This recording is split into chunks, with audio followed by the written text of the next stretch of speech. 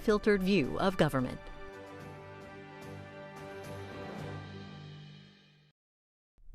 Next, former CIA Director John Brennan, former acting CIA Director Michael Morell, and former acting FBI Director Andrew McCabe discuss U.S. intelligence and election security from the National Press Club.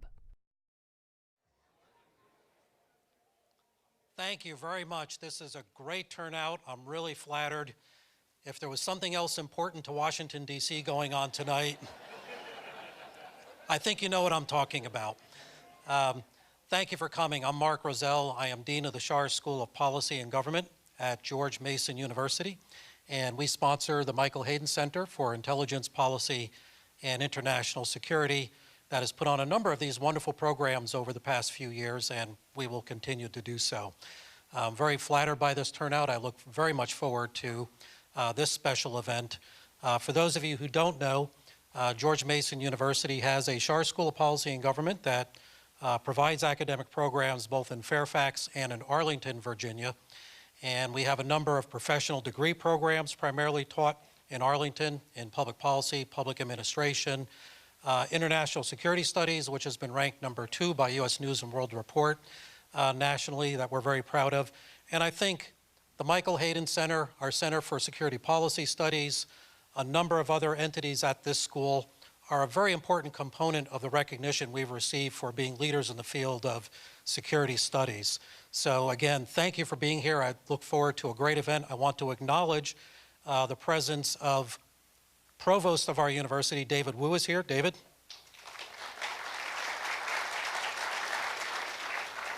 Several members of our Board of Trustees also are here tonight. Thanks to them for attending this event as well. But most importantly, I want to acknowledge the presence of the founder of the Michael Hayden Center and his wife, Janine, General Michael Hayden and Janine Hayden.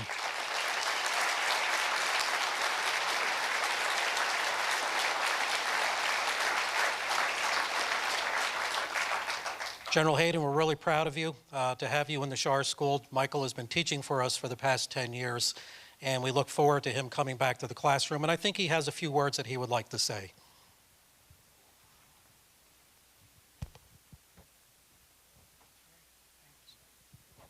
Thank you again for coming. I think this is going to be a really interesting debut, and so I'm looking forward to it. Thank you again. Thank you.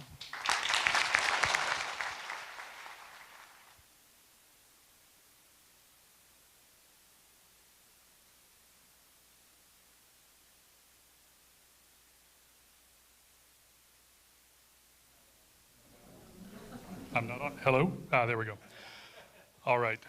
So I just want to take just another brief moment and acknowledge that, you know, this gentleman has been through a lot in the last year, and this was one of his first times speaking publicly since he suffered a stroke. So one more round of encouraging applause.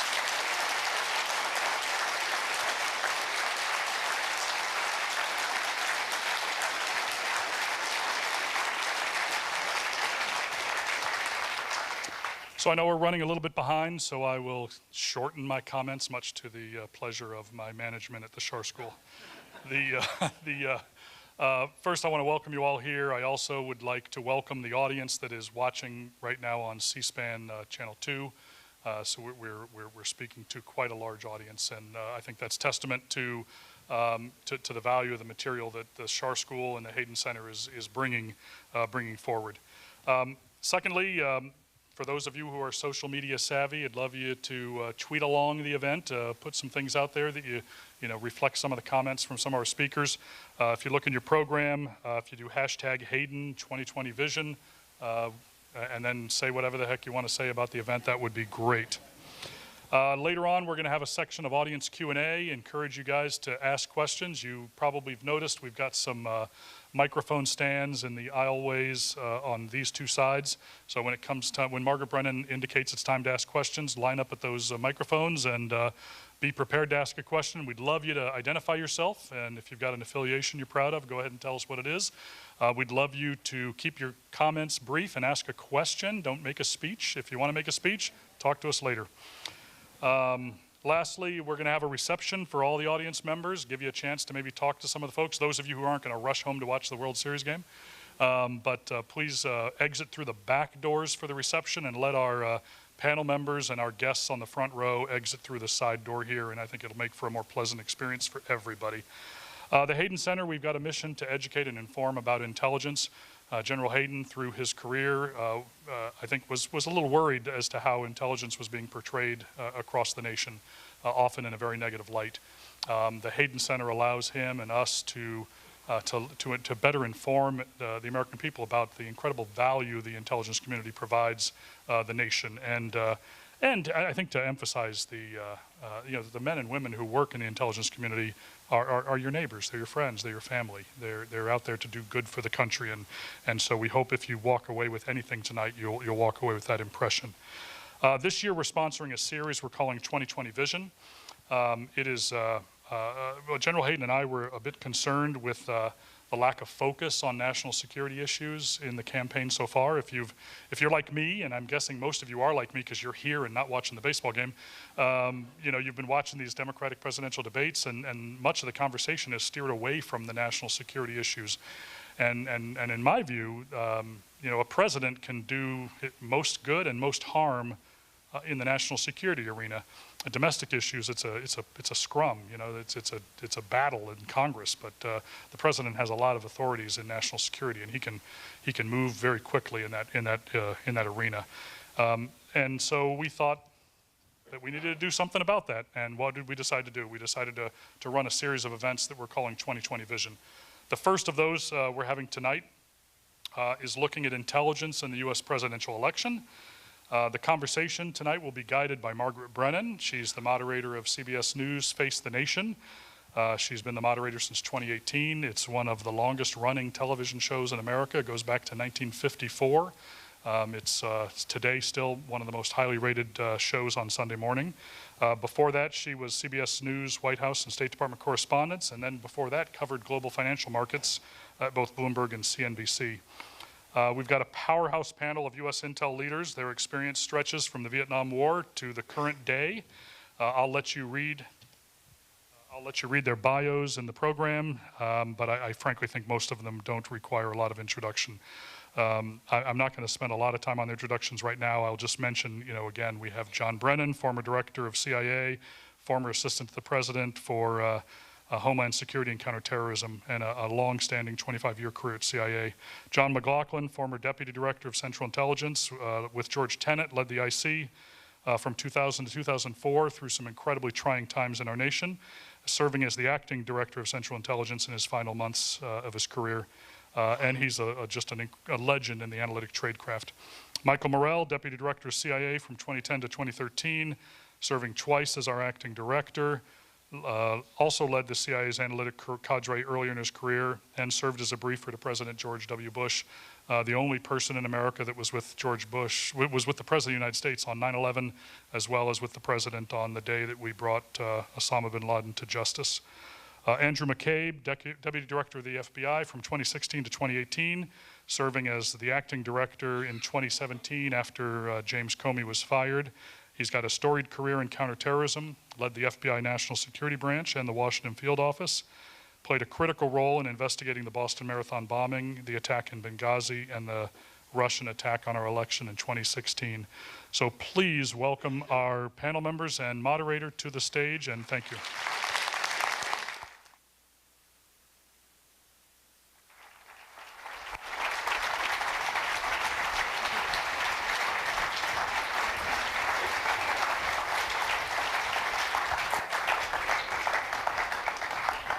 Thank you all for coming out tonight, and what an incredible lineup of panelists that we have here from the national security community. We will be taking questions, but I'm lucky that I get to lead them off tonight. And I want to dive right in because there is so much rich territory to mine here. When we look at the question of the intelligence community and how it impacts people in regard to election security, can you help us sort of set the table, John Brennan, with that day in August 2016, when you went to Susan Rice, then National Security Advisor, and said, we have evidence that Vladimir Putin himself is directing election interference in this country? Well, first of all, thank you for the invitation. It's great to be here with Mike Hayden, who is a legend and icon in the intelligence community. So it's great to see you, Mike. In 2016, when I went to the White House, it was went to see the president as well as Susan Rice and a few others to talk about what we had determined at that point in terms of the interference in the election.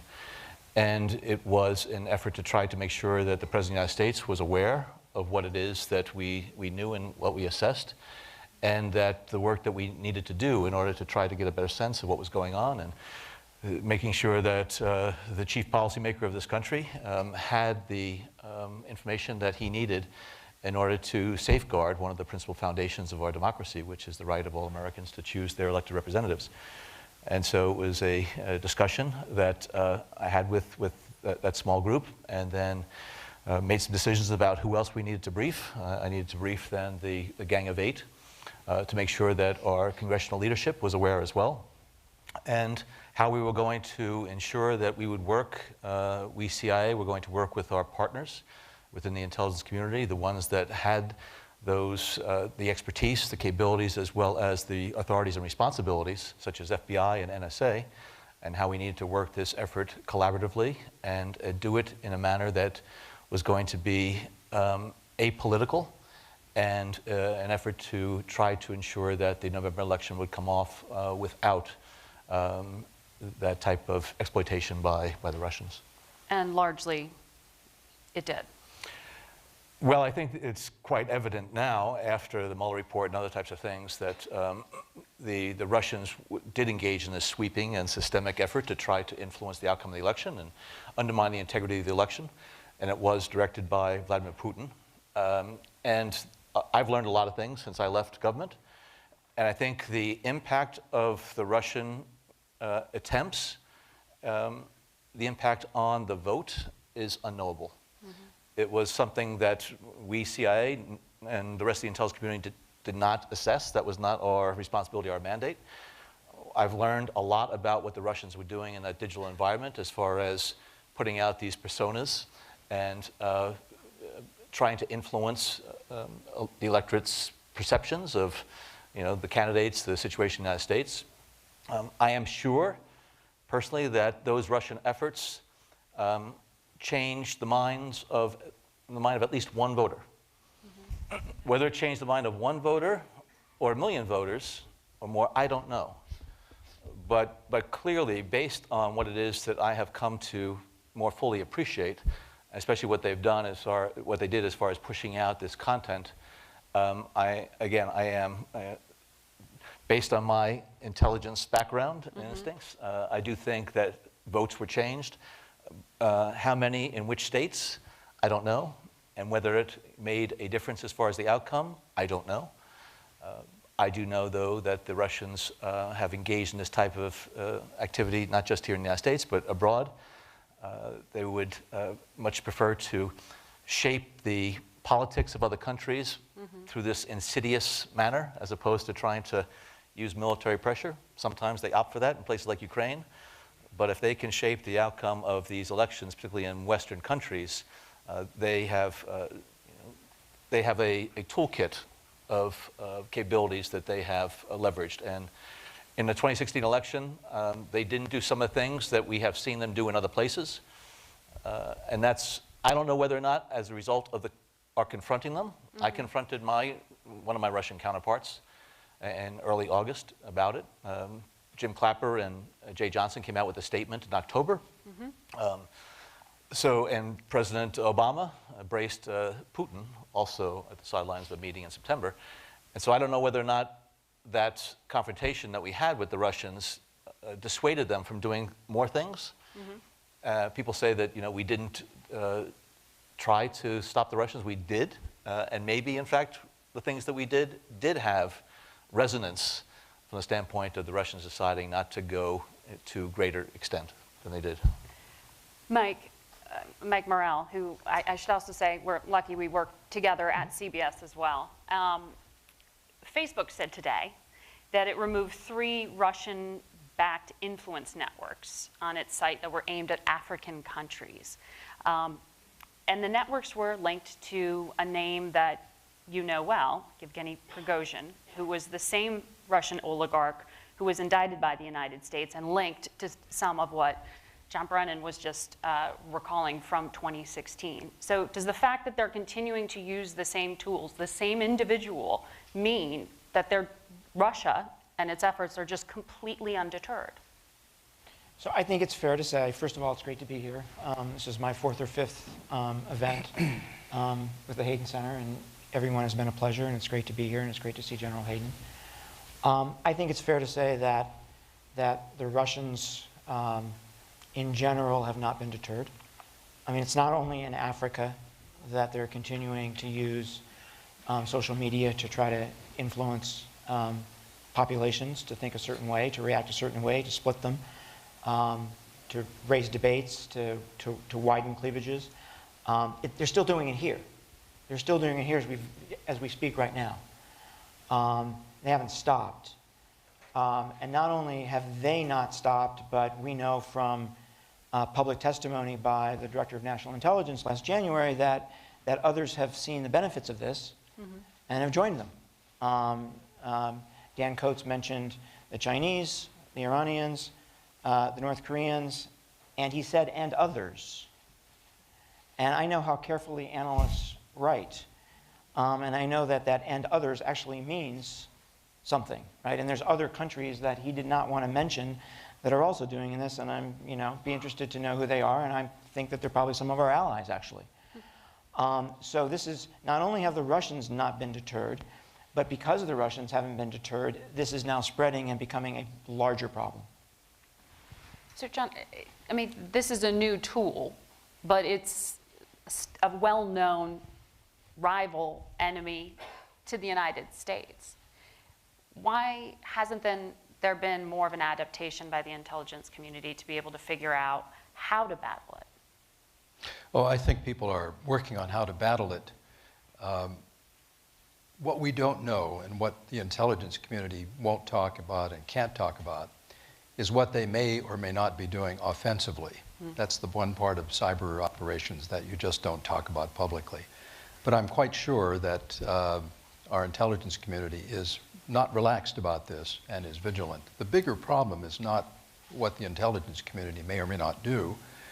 The bigger problem is whether the U.S. government as a whole can coordinate, in the absence of a cybersecurity coordinator in the White House, whether the U.S. government can coordinate all of the tools at its disposal to both detect and combat what the Russians will attempt to do.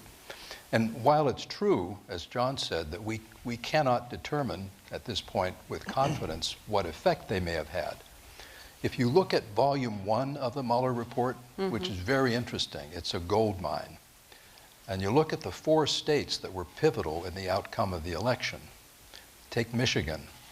Mr. Trump won in Michigan by about 11,000 votes out of roughly 4 to 5 million that were cast. So you can't be certain of whether that margin came from Russian influence, but we know from the Mueller report that Manafort evidently briefed a former Russian intelligence officer on internal polling data on those 4 swing states. So it isn't much of a leap to say this could have had an impact. And there were similar margins in Pennsylvania, Minnesota, and Wisconsin, on which Manafort also briefed a former Russian intelligence officer. Andrew McCabe, when you are looking at someone who came from within the FBI and how to protect against the kind of influence that was just described here, the debate in this country often focuses on whether Congress should pass laws to try to crack down on this, and it doesn't seem to be going anywhere. There isn't a lot of support for that. What can be done short of that legislatively to give the FBI more tools? Because when we talk to a lot of people from the Obama administration days, you hear frustration that when it came to recognition of patterns and speaking to states in particular, there was a pushback against the federal government trying to advise against how to protect against interference. Yeah. So I'm not sure that there's an easy answer to the question of what tools or capabilities should the FBI have to do that work more efficiently and more effectively. It is a bit beyond the scope of the Bureau's kind of traditional mission in that area. There is no question it needs to be done. There is no question it should involve a legislative approach. We did encounter that sort of kind of pushback and resistance that you've referred to. But those are very broad kind of states' rights issues that, as quite frankly, that's an argument that the Bureau is not going to be able to settle on a state-by-state approach. We need a more consistent and cohesive approach to election security writ large, and that involves not just cybersecurity, but in terms of all of the processes involved in signing up and registering voters, maintaining the kind of sanctity of that information, and then, of course, right through the electoral process. The FBI is well placed to respond to threats as they're perceived in cyberspace by our intel colleagues, or here on the ground as that information comes to us through informants and other means. But the kind of prophylactic measures of kind of getting the states all on an even footing in terms of their approach to election security and cybersecurity, that goes far beyond what the Bureau is capable of doing. Okay. Did you want to bring in a microphone? Sorry, I see your microphone was just cutting in and out, so we'll just jump in, Mike. Yeah, I just want to add one point to what John and John said about whether the Russian effort influenced the outcome of the election. And I agree with them 100%. We'll never know. But in early 2017, I did a number of briefings on the Hill about what Russia did, and I was often joined by somebody from the Clinton campaign who would talk about what they were seeing at the time. And they would offer very interesting anecdotes that suggested that this mattered. And I'll just give you one. They saw in the final 2 weeks of the campaign social media blasts questioning whether Secretary Clinton was healthy enough to be president in critical swing states, and they would see their daily tracking polls move in response to some of these social media blasts. So I sat there and listened to that, and I said to myself, wow. And we'll never know, but you can't prove it didn't happen either. Well, I think the Senate Intelligence Committee report on social media use in particular emphasized the focus of a lot of these Russian bots on the African American community in particular. And then among other fellow Republican candidates running against the now president, I think it was Ted Cruz and Rubio, who were focused on quite a bit too. What do you make, John McLaughlin, as an analyst, of how these fissures or perceived fissures are being exploited? Are being exploited. Well, is the same toolbox and the same pattern going to be replicated? Because yeah, pretty much, I would say. As I think back on what they did, and again reflect on the Mueller report, they came at us on 3 vectors, and I think they will come at us on those same 3 vectors. One was to manipulate people. In other words, they recruited a number of people or naively brought them into cooperation with them, perhaps unwittingly, as John Brennan has pointed out a number of times. And so going back to your first question about what does the intelligence community do, we need to heighten awareness among everyone involved in the campaign about approaches from anyone from a foreign country. You would think that people would know what to do, but in this last campaign, a lot of people didn't even report those approaches when they occurred. So that's the first thing. The second thing is counterintelligence is very important in this period of time. Again, Mueller tells us that in 2014, the Russians actually had a team of people here doing research on which states were important, where there were swing districts and so forth. And so our intelligence community needs to be very much focused on that aspect of Russian activity. Are they here? What are they doing? Are they undercover? Can we detect them? And so forth. And then, as you said, they also tried to drive wedges into they wanted us at each other's throats. And they pretty much achieved that in some areas by driving wedges between social groups here that typically oppose each other by creating false platforms that, in some cases, used legitimate American organizations as vehicles for their own propaganda. So everyone needs to be on heightened alert here, and they also tried to break into companies that make software for voting machines. That's another area where we have to put up roadblocks. And then there's the paper ballot issue. There are still some states that don't have a paper ballot backup, and that, in the end, is the only safeguard against tampering with votes. John Brennan, and I should say, no relation that we know of. If you want to say that, cousin, sure, go ahead. A lot of Brennans. In terms of looking at what's happening now, Hillary Clinton got a lot of attention in the past week and a half or so for saying that she was, in her view, believed Tulsi Gabbard, who is one of the Democrats running for the nomination, was a Russian asset. And her staff doubled down on that. She didn't walk away from the comments. Do you see what she was talking about there? Well, I'll leave to Secretary Clinton an explanation about what she meant there. You can say something's a Russian asset, even if it's not intentionally trying to advance Russian interests, but because of what it does or what it says or whatever, it is, in fact, something that is promoting the Russian agenda. Maybe that's what she meant in terms of some of the things that Tulsi Gabbard has said in terms of on the international stage, that the United States should not be involved in a lot of these foreign adventures or whatever. And a third-party candidate was something specifically she brought up. Yeah, and the Russians are very sophisticated observers. I think, as John said, they've done a lot of research about the U.S. political scene. And they've looked at, a lot of different countries in terms of how they can influence events there. And sometimes it may be a third-party candidate pushing money into the coffers of some of those politicians or parties that they favor. And we've seen that being done in European countries. They also push money into some campaigns that they oppose, and because they want to put tainted money in there and then expose it as a way to undercut and undermine the electoral prospects of individuals. So the Russians will opt for a lot of different things. We have to be worried on the technical front, absolutely, in terms of when they navigate into electoral systems to see what they could do and whether they could manipulate the tallies.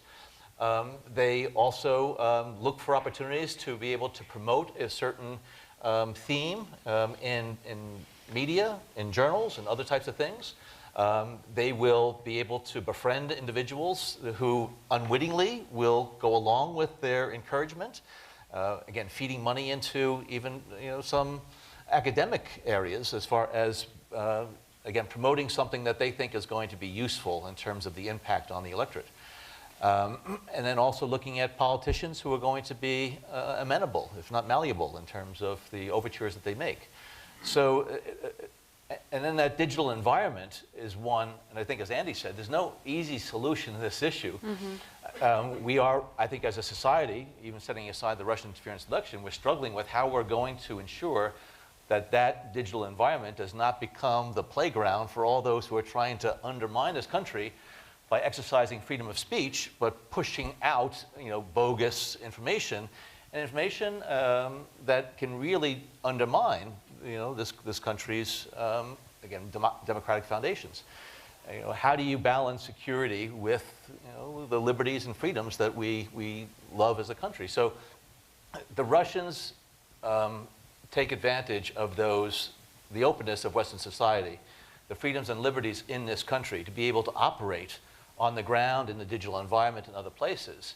And this is a challenge that I think we're going to be facing, again, not just for the Russians, but others who really want to shape the influence or shape attitudes here in the United States, both the politicians as well as the electorate.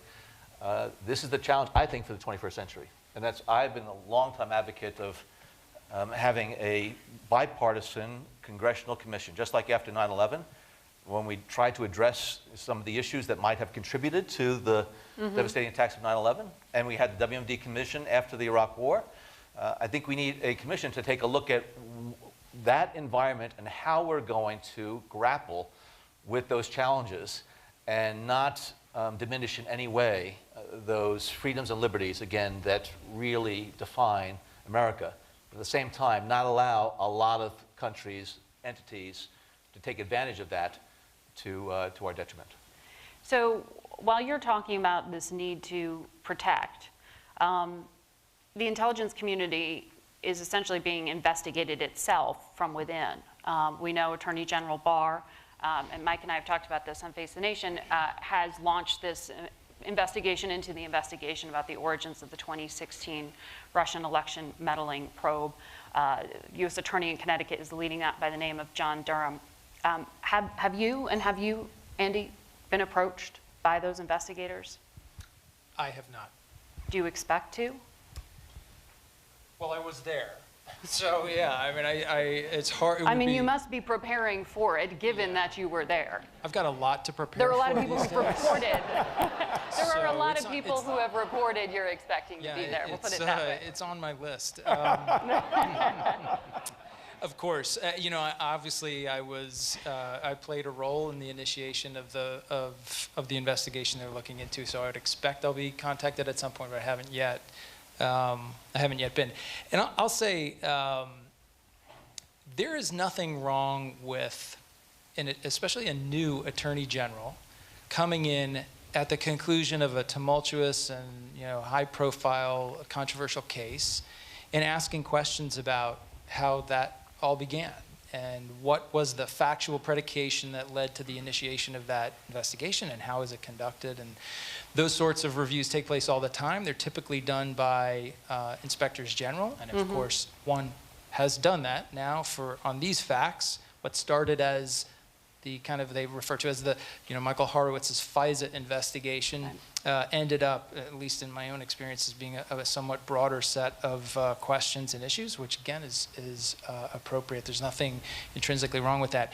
It's when and so if that's the spirit in which the investigation is conducted, then I think it's something that a lot of people, myself included, would cooperate with. And It's now a criminal probe. Does that change your view? Doesn't actually. I don't believe that changes as much as people have indexed on in the last few weeks. I think it would be odd to expect Mr. Durham to conduct that sort of inquiry without having subpoena power and things like that. So that didn't and surprise so me that's how too you much. understand it, just that the elevation to be able to obtain subpoena power and convene a grand jury. It's not that something is about to happen in terms of an indictment. Well, I don't know what's going to happen, obviously, but it is not uncommon for the Attorney General to give a special counsel that sort of authority, even on the basis of, being able to bring in folks to submit to questioning and to ensure that they're not, people aren't misleading them in that questioning. The problem with this, Margaret, is when you have a factual scenario, which I think we have now, that indicates that some folks, and possibly even the Attorney General, are bringing a set of preconceived notions and biases to that investigation. And if that's the case, I don't know that it is, but there's certainly some indicators that it might be. Or that the purpose of the investigation is not really to get to the bottom of what did we know and why did we make the decisions we did, but it's more to run out theories, political conspiracy theories and things of that nature, then that causes me great concern, not personally, but of course about the state of the department and the intelligence community that's currently under investigation. John, you were also there. What's your view of this now criminal probe, and have you been asked to speak to investigators? Well, it's my understanding that it was a New York Times report that said that the Barr review evolved at some point into a criminal inquiry investigation. Yes. I do not believe the Department of Justice has come out officially and saying it's a criminal investigation. I may be wrong, but I believe it was just that New York Times report. I have cooperated with any type of review that the Congress or the executive branch has decided to do on the 2016 election or any other issue. I will cooperate with any congressional or executive branch review or investigation that is coming from, whether the committees or Department of Justice or whatever else. I think, like Andy, I would like to believe that any such review or investigation will be conducted in a professional, fair, and apolitical manner. And John Durham has a very good reputation, and is working with a number of professionals who I think are going to try to ensure that this is done appropriately. I hope that William Barr is going to live up to his responsibilities as Attorney General to oversee, whether it be a review or an inquiry, but doing it in a manner that does not have any politics associated with it. So I have not talked to them. There are indications that I will be talked to at some point, just like Andy. I happened to be there at the time. I was involved in some of these things. I am very confident that CIA conducted its responsibilities appropriately, consistent with our legal authorities, and in a manner that was apolitical. And we were trying to fulfill our responsibilities to understand the counterintelligence threat posed by the Russians and what they were trying to do. It was a very challenging issue on the eve of a hotly contested election. And we were part of an administration, a Democratic administration. And one of the things that President Obama said to us is that he wanted us, CIA, FBI, NSA, to carry out our responsibilities as rigorously as we can, but not to do anything at all that either in reality perception will be the equivalent of putting the thumb on the scale in terms of the outcome. And so we had to navigate these waters as best we could. And again, I look back on it and I feel good about what it is that we did as an intelligence community. And I feel very confident and comfortable with what I did. So I have no qualms whatsoever about talking to investigators who are going to be looking at this, again, in a fair and appropriate manner. And so if I'm called, I will be happy to talk with them. So you don't, the Times article that you referred to also made reference to the idea that this could be politically minded. You don't necessarily assume it to be that? You think there are valid reasons to have this probe? Well, I think, as Andy said, if the effort is to try to look back and to ensure that things were done appropriately, as opposed to questioning the analytic assessment that was done and the judgments that came out of it, I'm not going to ascribe motivations to this, but I must tell you that it certainly lends some, there's an appearance, at least in the minds of some, that this is politically motivated because of the continued insistence by Mr. Trump that this is all a grand hoax, and the former leaders of the intelligence and law enforcement community were involved in this effort to try to subvert the candidacy and the electoral prospects of Mr. Trump, which is the furthest from the truth that could be. And as Andy mentioned, there are some things that Mr. Barr said in testimony that raised questions in my own mind about whether or not he was looking at this, again, through the prism of what an attorney general should be doing, as opposed to looking at it from the standpoint of what do you mean? Mr. Trump's lawyer. You mean language he used in testimony? Yeah. In particular? You want to be more specific? Well, what he means is that in testimony, Barr referred to this as spying, which is a very unusual word to use about something that was a legitimate U.S. government activity. And for someone who once worked at the CIA himself. Yeah, and essentially the CIA was carrying, I wasn't there, but I know what they were doing. They were carrying out a counterintelligence mission, which they are legally empowered and morally empowered to do. That's not spying as we typically talk about spying.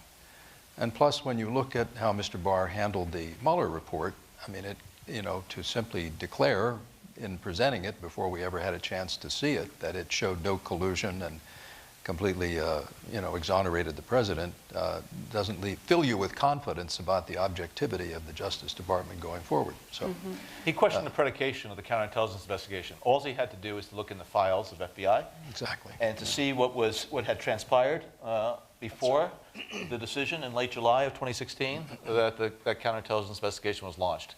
Yeah. It would have been derelict, absolutely derelict, for the intelligence law enforcement community to not pursue this in a manner that, again, was consistent with their authorities and responsibilities and obligations.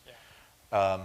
So, it's really quite interesting to see that, we are hit from one side saying, my God, those people didn't do anything at all. They didn't do enough to stop the Russians. The other side is, my God, look what they were doing. Well, yeah, it's kind of tough. It really is. And given that you had U.S. persons and U.S. persons affiliated with the Trump campaign who were consorting with some Russian officials that raised questions about the objectives and agendas and motivations and collusion. Given that CIA does not collect any intelligence or pursue any intelligence on American persons, U.S. persons, which is why we had to work so closely with the FBI. That's right. And share the information that we had, and which is why we set up a fusion group. Right. So, and let me just give John a break here, although you're doing really well. I'm taking notes. Look, what we knew is really not, it's well known. What we knew at the time, the fact that we knew that the Russians had been attacking us through cyber means at institutions across the country, but specifically political, academic, government institutions. We knew this as early as the fall of 2014. And we saw that activity peaking as we rolled into the election. We knew, and this is all widely discussed in the Mueller report and other places, we knew about their targeting of the DNC. We knew about their efforts to extract information from the DNC. We then knew in July that the Russians had used that material, weaponized that material with the intended effect of negatively impacting Secretary Clinton's campaign. And then we found out from a trusted ally that a U.S. person who was a part of the campaign prior to any of that information becoming public, prior to the weaponization of the DNC emails, said to this ally that the Russians had offered to assist the campaign. You're talking about Australia. Of course. And well, no, George. I'm talking about George Papadopoulos. I won't refer to I won't specify who the ally was. I think You he's can now running draw for the Congress. conclusion. That's remarkable. So with that knowledge, and the knowledge that a U.S. person may have had foreknowledge of that weaponization, of those emails, and may have in fact been in some sort of contact with not just any adversary, but Russia, who we have a long history of understanding their desire to impact our electoral process, their never-ending efforts to undermine our liberal democratic order, driving the sort of wedges between different parts of our society, as we know they've done. We had a job to do. We had a very tough decision to make.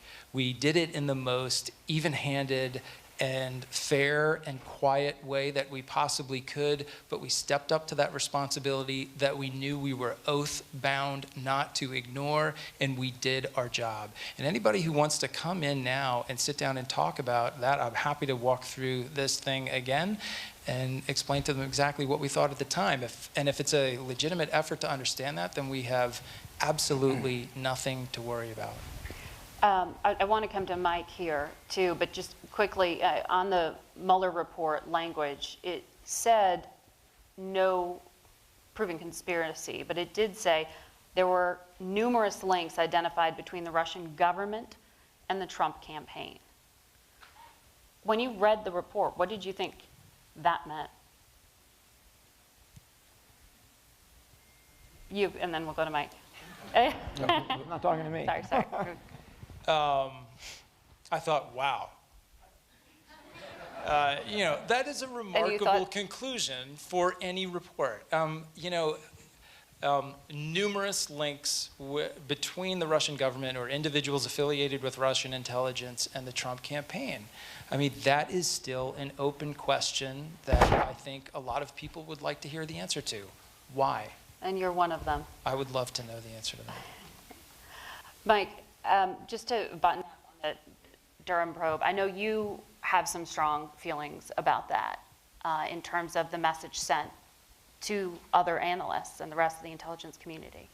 So I have deep concerns about the Justice Department looking at analysis and making judgments about whether the analysts came out in the right place, whether they did their work properly, etc.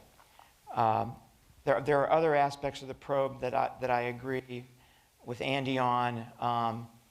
Take a look at whether all of the legal decisions that needed to be made to open up the counterintelligence investigation and the decisions are made along the way. That's fine, if it's done with the right spirit. But to have the Justice Department look at CIA analysis and ask them to come to the conclusion, did the analysts do the right thing? Did the analysts come out in the right place? Is highly inappropriate. It's highly inappropriate because the Justice Department doesn't have a lot of experience understanding the analytic process. They're not expert. John Brennan, as good a prosecutor as he is, doesn't understand how we do analysis, doesn't understand how we evaluate information, doesn't understand how we evaluate sources, doesn't understand how we come to conclusions, doesn't understand how we put confidence levels on them. He doesn't understand that. He doesn't do that for a living. He looks at issues and decides whether a crime has been committed. And I'm concerned about this because analysts at CIA who are going to be talked to, or perhaps who already have been talked to by Durham's folks, have had to hire lawyers. And I'm concerned that this will have a chilling effect on analysts going forward who have to make a tough decision in what is perhaps a political issue. Right? They're looking at an issue overseas, but it's got political consequences here. They might think twice in the future about having to make such a decision if they have to fear hiring a lawyer down the road and to defend themselves against the Justice Department. Now, the other point I'd make here is that people have already looked at the question of this analysis. The Senate Intelligence Committee looked at this and in a bipartisan way unanimously came to the conclusion that the analysts were right, that what the Russians were trying to do was divide us, to damage Hillary Clinton, and to help President Trump. So the Republicans and the Democrats on the Senate Intelligence Committee said the analysts came out in the right place. That's a proper place to look at this. The House Intelligence Committee came out in a different place because it's broken. The House Intelligence Committee, the Democrats said the analysts came out in the right place. The Republicans said they came out in the right place on trying to create divisions and on hurting Hillary Clinton, but they got it wrong on helping President Trump. But they provided no compelling arguments for that. So people have already looked at this. The proper people have already looked at this. John Durham should not be looking at it. You agree? Yeah, I think, here's my definition of an analyst. An analyst is someone who deals with a situation of ambiguity, with information arriving incrementally, but under constant pressure to come to a conclusion. That means that analysts take reputational risks every day. And I think Mike's most compelling point here is, if you put analysts in a situation where they're defending their analysis with a lawyer sitting at their side and someone holding a criminal prosecution over their head for a judgment they've made in a situation that I can tell you never has complete information in the manner that you expect there to be complete information in a courtroom before you come to a conclusion. That's a terrible position to put an analyst in. And the most compelling point Mike makes is this discourages risk-taking in analysis. And without risk-taking, you get pablum. I think the other point to make here, Margaret, is that the standard for coming to a judgment in a criminal case is much, much, much higher than the standard for coming to judgment on an analytic issue. And so I'm concerned that John Durham, when he looks at this, is going to say, you know, the analysts didn't have enough information to make the judgment they made. And he's looking at it from the perspective of whether he would indict somebody, Right. not whether he would make a judgment as an analyst. Andy? Can I just say to all the future analysts in the room, don't let these guys discourage you. It's a great job, and we need you now more than ever. Actually, I see some right out there. I know who they are. Yeah. Charge ahead. Yeah, well, in terms of talking about something that's continuing to also overhang the country, and certainly I'm sure the intelligence community, is the middle of the political fight we are all now in here in Washington with impeachment. And the president has made clear he has a lot of differences and distrust of the intelligence community. He has said that since he was on the campaign trail, and you hear that come up frequently. Now, the whistleblower in this case, as it pertains to Ukraine, we know, as has been widely reported, came from the CIA and happened to be detailed to the White House. What does this confluence of factors add up to here ultimately for the intelligence community? If President Trump is reelected, and he very well may be, what is that relationship going to be like? What does that mean for national security if that distrust continues to be fed, rightly or wrongly, but it exists? Well, you know, if I could take a crack at that, the one thing I'd be confident about is that the intelligence community will just keep doing its job. One of the things that is remarkable about it is there's a very clear sense of mission there. The intelligence community has been through a lot. Controversy is not unknown in that business. And therefore you get up every morning, come in and do your job, and that's what I'm confident they're doing. General Hayden and I have talked about this a number of times, and I think the relationship with Trump has gone through stages, and I think we're in another stage now. The way I would define the stages is the first stage was ignorance. He didn't know anything about it as a candidate. The second stage was hostility, and John has described that once it appeared to him that the intelligence information was somehow jeopardizing the legitimacy of his election. The third stage came about when he first confronted a problem in Syria, and he realized, and in North Korea, and he realized he needed it. The third stage was sort of the necessity of intelligence. And the fourth stage is the one we're in, I think, now, which is kind of resenting the need. But there is the need. You cannot conduct foreign policy without good intelligence. No president can, even a re-elected President Trump. And so this will always be, as long as he's there, a tense and conflictful relationship, which in many ways is the nature of intelligence anyway. But there is something unique, you'd have to agree, that now totally. The impeachment inquiry is underway, sparked by a complaint from someone within the intelligence community. It feeds the president's concern and often used term about a deep state being there to take him out. Thank God for the deep state. I mean, I think, you know, everyone here has seen this progression of diplomats and intelligence officers and White House people trooping up to Capitol Hill right now and saying, these are people who are doing their duty, who are responding to a higher call. It doesn't, I guess it doesn't, well, think about it for a minute. With all of the people who knew what was going on here, it took an intelligence officer to step forward and say something about it, which was the trigger that then unleashed everything else. Now, why does that happen? What I tell American people why that happens is this is the institution in the U.S. government that, with all of its flaws, and it makes mistakes, is institutionally committed to objectivity and to telling the truth. It is one of the few institutions in Washington that is not in a chain of command that makes or implements policy. Its whole job is to speak the truth. It's engraved in marble in the lobby.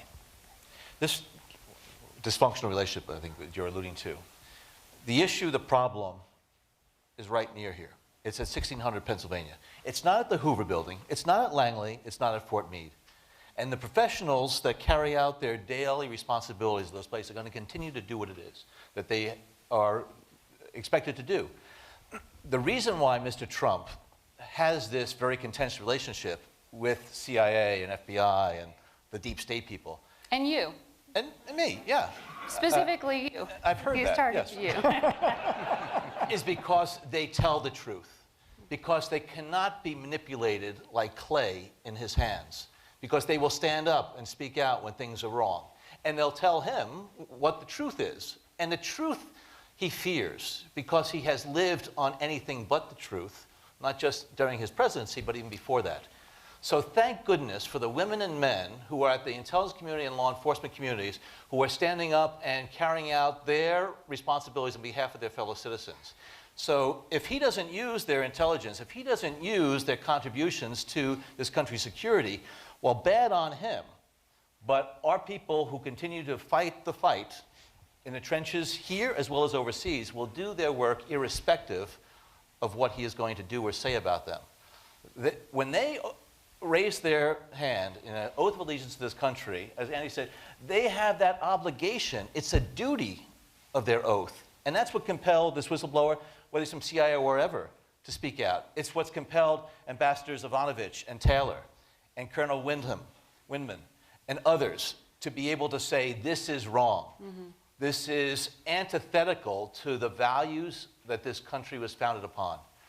And unfortunately, there are too many people on the other end of Pennsylvania Avenue in the Congress who hold their nose over what's being done. And until they realize that what Mr. Trump is doing is trampling, again, the foundations of this great country of ours, we're going to be in for a rocky road. So I just am pleased every day that my former colleagues in the intelligence community are continuing to fulfill their duties. Do you think the whistleblower...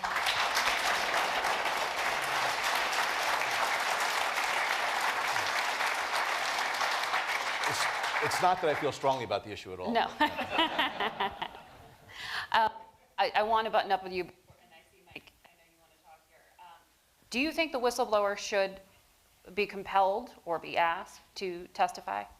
Republicans are saying, in defense of the president, he has this right to know his accuser.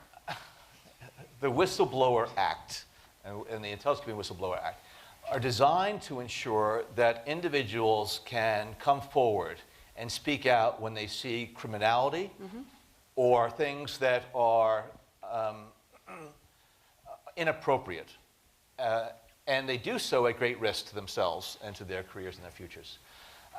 There are ways that the whistleblower, and why is the whistleblower even needed anymore to provide that testimony? Because it seems like everything she or he said has been corroborated by others. And so it's no longer hearsay as what the whistleblower was being accused of before. It is now the people who are on the phone, people who heard things being said. So again, what is being done right now is trying to attack somebody who is seen as a partisan. It's not.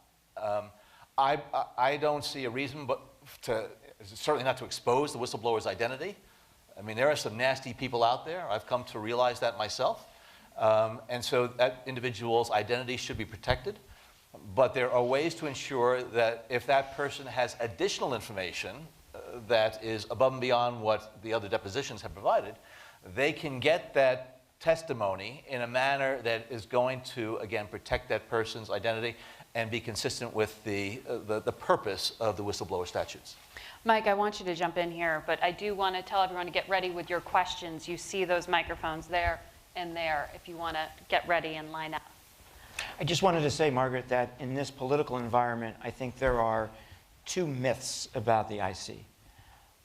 One is from President Trump's opponents who want to be able to paint a picture that his rhetoric and his behavior, as inappropriate as it is toward the intelligence community, is damaging the community, is creating morale problems, is leading people to leave, is undermining what the intelligence community does every day. That's one myth. It's wrong.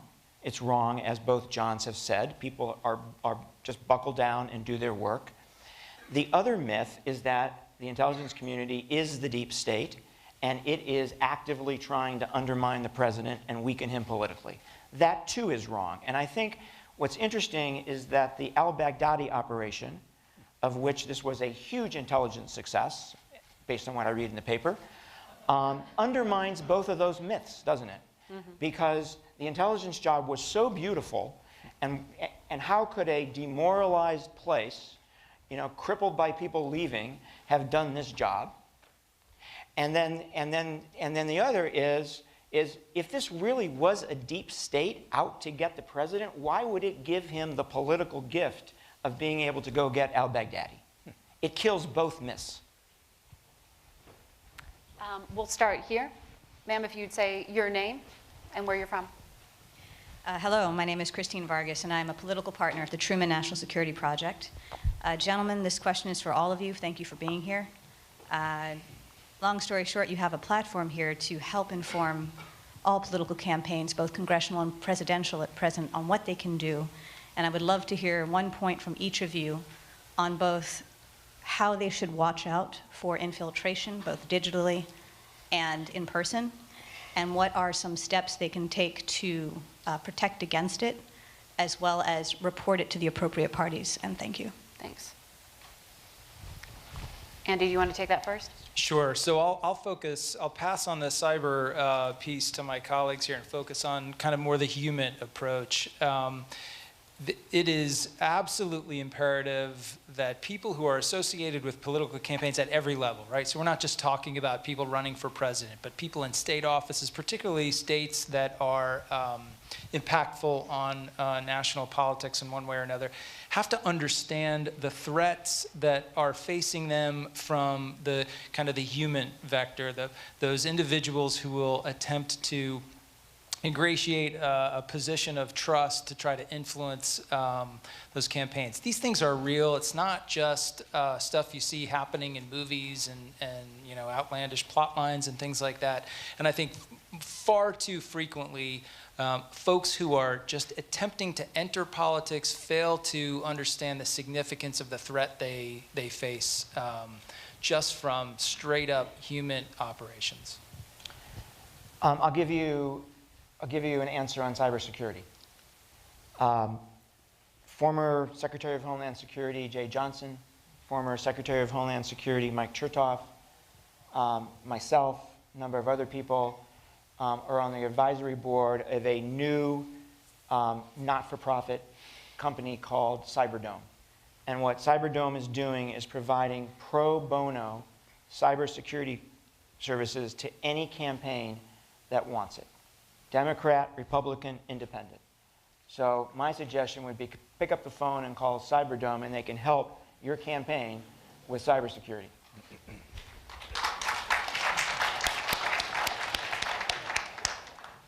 A couple of things, following on to Michael's comment. Simple cyber hygiene for everyone, because the theft of the DNC material in particular was not a very sophisticated operation. That was a phishing operation. I'll bet if all of you took out your phones right now, you'd find someone phishing on your phone, some phony message that you could open and at your peril. That's basically what happened. So simple hygiene at all levels of the electoral process. And then one could go on, but I'm going to just give you one other idea. I think it's really important that every state have a paper ballot or paper backup system in some way. That is, in the end, while we're in this emergency period, until we figure it out with something like a commission, as John Brennan has called for, which I endorse, paper ballot. It's the surest way. I think a lot is dependent on the candidate's leadership and instilling in his or her campaign staff a real sense of doing what is right and not doing what is wrong. There are so many ways that somebody may pursue victory at all costs. And I think we see examples of that right now in the U.S. political system. Take whatever type of information or whatever that might benefit you. To me, I think that the integrity that a candidate shows really is important as far as trickling down to their people and demonstrating the leadership that is needed. And that winning at all costs is not winning. In fact, it is losing, something very special about this country. So in addition to all those things, I think there really needs to be a sense of the values that the candidate really prioritizes. Can you say your name and what organization you're with? Ken Meyercord, citizen of the United States. Quickie for Mr. McLaughlin, who stated that CIA officers are sworn to tell the truth. Perhaps you could explain the meaning of the word disinformation in the CIA context. And for Mr. Brennan, Mr. Clapper recently stated that in pursuing his role in the investigating the possible Trump-Russian connection, he was simply following the orders of his commander-in-chief, suggesting that if he is indicted by Mr. Durham, he will invoke the Nuremberg defense, that he was just following orders. Do you consider that a valid defense? On the issue of speaking the truth, I'm referring here to an ethic among analysts. That is their job. Disinformation is a misunderstood concept, I think. To the extent that it exists in the operational realm of covert action. However, I would say that even there, you know, when the CIA uses a term like, let's just use a term like propaganda, it has learned that the best propaganda is the truth. CIA is the organization that created Radio Free Europe, for example. And it's the organization that managed to get a lot of literature behind the Western literature behind the Iron Curtain during the Cold War. So, frankly, disinformation in the classic sense that we see the Soviets deploying it years ago and the Russians more recently is not something the CIA does as a matter of practice and routine. What Jim Clapper was referring to was that it was the White House, it was President Obama, that asked the intelligence community in early December to put together an assessment about what the Russians were doing, so that the next administration would have the benefit of the insights, of the knowledge, and the expertise that was evident in the time of the election period. And so that resulted in the intelligence community assessment that was done in early January, that was given to President Obama and then to President-elect Trump at that time. That's what Jim Clapper was referring to.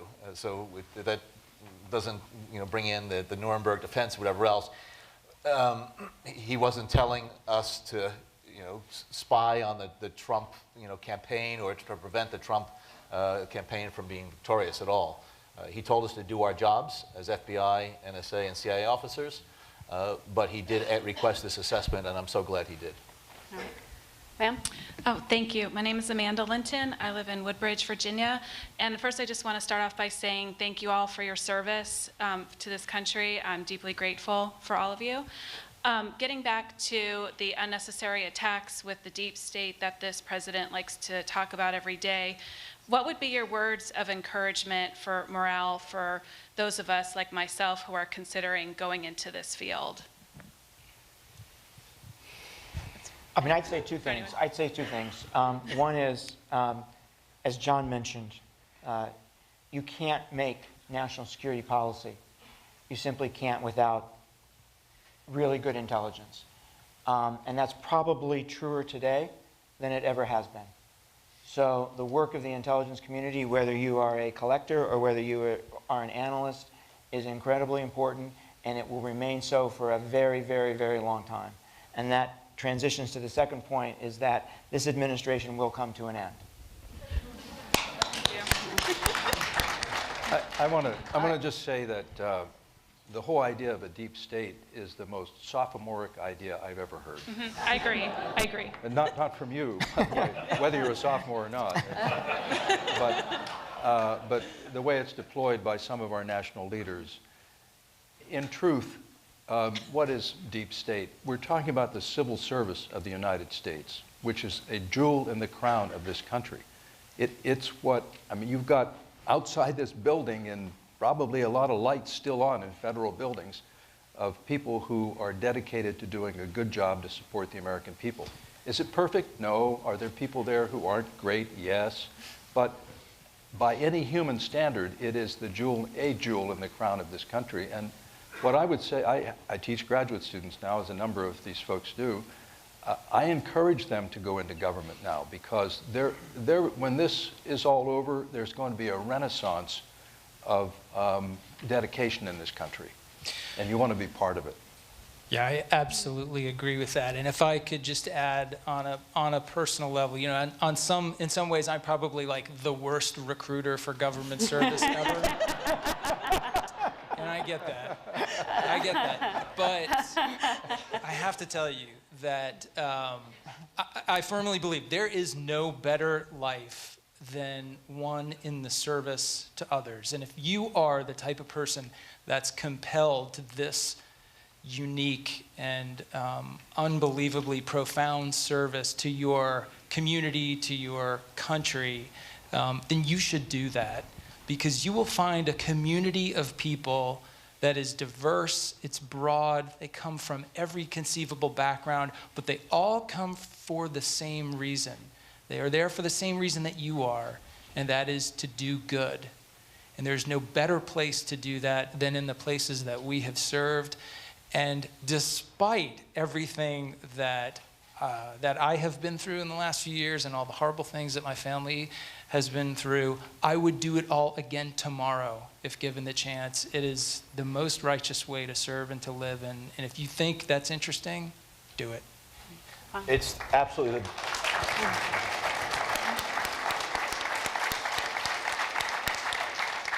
I won't belabor the point. It's the best damn career you could ever have. I am so jealous when I look at you and so many other young people in this. You are starting off in your careers. Our careers are behind us mostly. A couple of you have still, I think, some gas in the tank. But you know, if you have the opportunity to get into public service, intelligence community, or law enforcement, seize it. You will never regret it. Thank you. Sir? Hi, thanks for being here. Jerry Dunleavy with the Washington Examiner.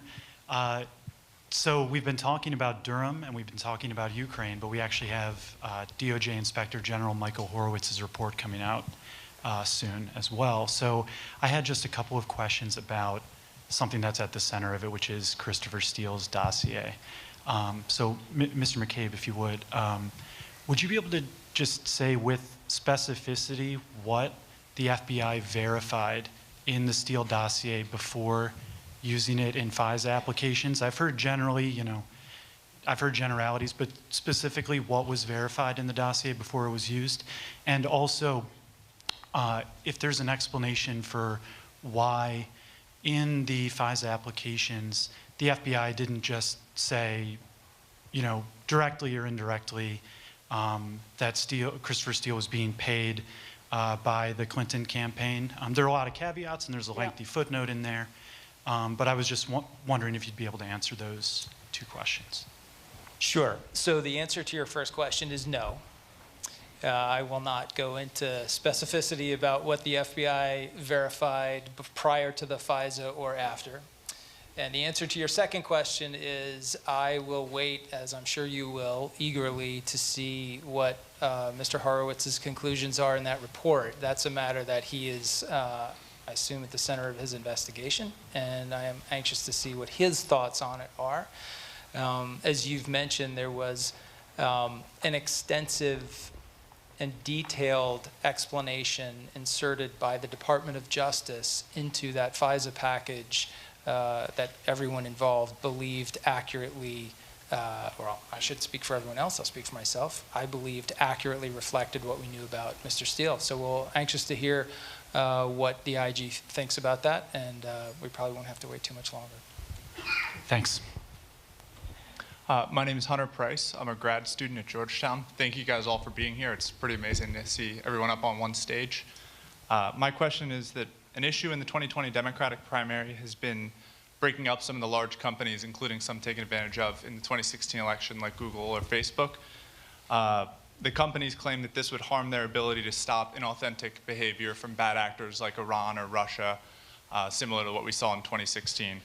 Based on what you guys know about the threat and your knowledge of these companies' response to inauthentic behavior, do you think that this is the case, that breaking it up would hurt their ability to stop it, or no? Thank you. Does anyone want to take that? We'll take one and then go over here because I want to make sure we get more questions in before we head over time. I'm not really qualified to answer that on a technical basis, but my instinct is it's a bad idea to break them up. These companies, I can be as critical of them as anyone, but they have also a tough job. And I haven't followed the whole Facebook controversy that carefully, except to notice that in the last couple of weeks, they have pointed out that they've removed quite a few false sites from Facebook that were both Russian and Iranian, not only here, but also in Africa, as Margaret mentioned earlier.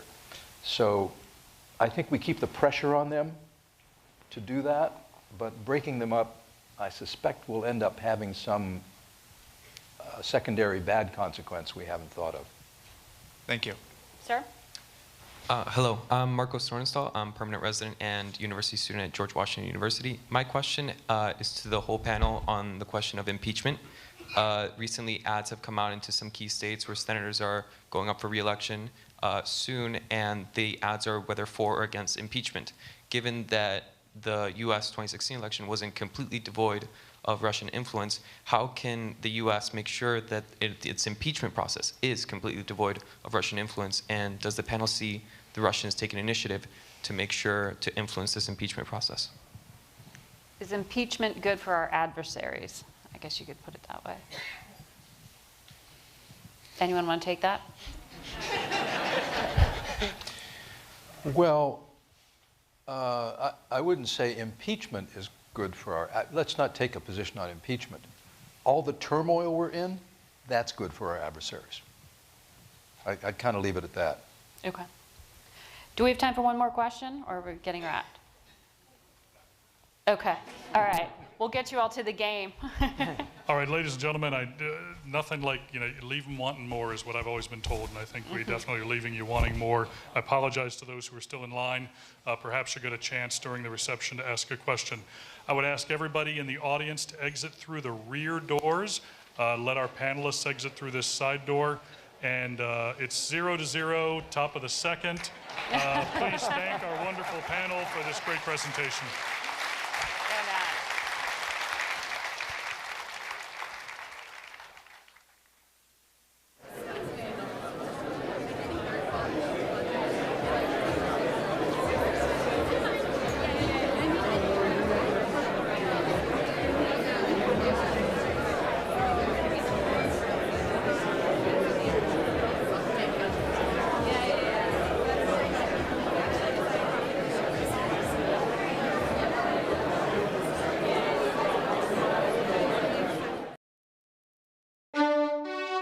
C-SPAN's Washington Journal